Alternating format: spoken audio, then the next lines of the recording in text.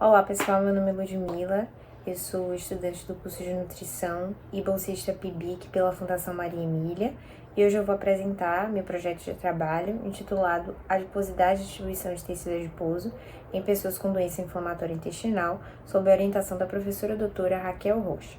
As doenças inflamatórias intestinais são um grupo de enfermidades crônicas e recidivantes, ou seja, com momentos de remissão e momentos de atividade, caracterizadas pela inflamação do trato gastrointestinal. Existem dois tipos principais, a doença de Crohn e a retocolite ulcerativa, que se diferenciam pela porção do trato gastrointestinal que é afetada. Enquanto a doença de Crohn pode afetar qualquer parte do trato gastrointestinal, desde a boca até o ânus, a retocolite ulcerativa se restringe à porção final do intestino grosso, cólon e reto. A patogênese da doença ela ainda não está bem elucidada, mas os estudos trazem uma relação entre predisposição genética e fatores ambientais, entre eles estilo de vida e alimentação. E um aumento progressivo do número de pessoas diagnosticadas com DI nos últimos anos.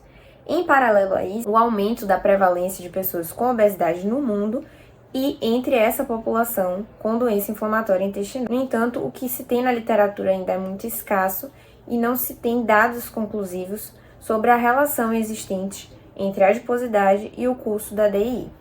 Com isso, os objetivos do trabalho, avaliar a quantidade e a distribuição de gordura corporal em pessoas com DI e identificar a prevalência da obesidade e da obesidade central em pessoas com DI por diferentes métodos. O trabalho é fruto de um projeto maior que tem como título Avaliação Nutricional em Pessoas com Doença Hepática e Intestinal e é um estudo de corte transversal que foi realizado entre os meses de março de 2023 e abril de 2024. A amostra contou com pacientes de um ambulatório de referência em DI aqui em Salvador, com diagnóstico confirmado de doença de Crohn ou de retocolite ulcerativa, que tinham mais de 18 anos e mediante a assinatura do termo de consentimento livre e esclarecido.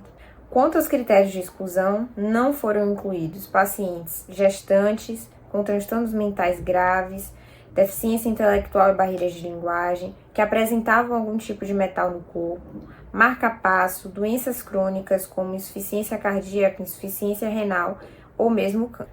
Para a coleta de dados, foram utilizados como instrumentos questionário semi-estruturado, onde continha informações sobre dados clínicos e sociodemográficos, além da antropometria e da bioimpedância, que foram realizadas para avaliação da massa corporal e da composição corporal. Para avaliar a adiposidade geral, foram utilizados como indicadores o IMC, Índice de Massa Corporal, Índice de Adiposidade Corporal, Circunferência do Pescoço e o percentual de gordura corporal.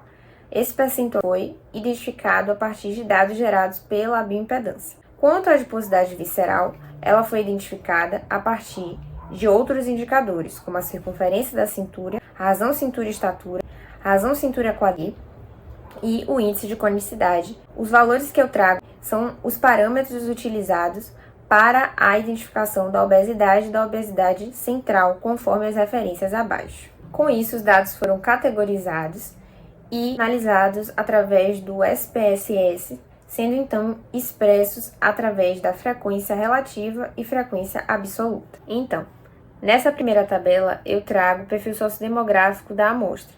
É possível perceber que a maioria tinha diagnóstico de retocolite ulcerativa, eram do sexo feminino e pardos. Eram adultos entre 21 e 45 anos, tinham renda mensal familiar menor do que 2 salários mínimos, não eram tabagistas, também não eram etilistas e não praticavam atividade física. Quanto aos indicadores antropométricos relacionados à adiposidade geral, é possível perceber que a maioria da amostra não tinha excesso de peso ou obesidade segundo o IMC. Apenas 12,1% da amostra eram obesos pelo IMC. Já pelos outros indicadores de adiposidade, a circunferência do pescoço e o índice de adiposidade corporal, é possível perceber que mais de 1/3 da amostra apresentava excesso de adiposidade. Já através do percentual de gordura corporal, coletado com os dados da bioimpedância, é possível perceber que 92,5%, ou seja, a maioria da amostra, apresentava um excesso de gordura corporal, ou seja, de adiposidade. Já os indicadores antropométricos relacionados à obesidade abdominal, é possível perceber que circunferência da cintura, a razão cintura-quadril e índice de conicidade apresentaram valores menores do que a razão cintura-estatura. Então, por fim, o trabalho pôde concluir que existe adiposidade em excesso e obesidade abdominal entre pacientes com DEI, mas que o IMC é um indicador, como muitos estudos já trazem, frágil para predizer a obesidade, o que evidencia a importância de se utilizar outros indicadores nessa identificação. Essas são as referências. Obrigada.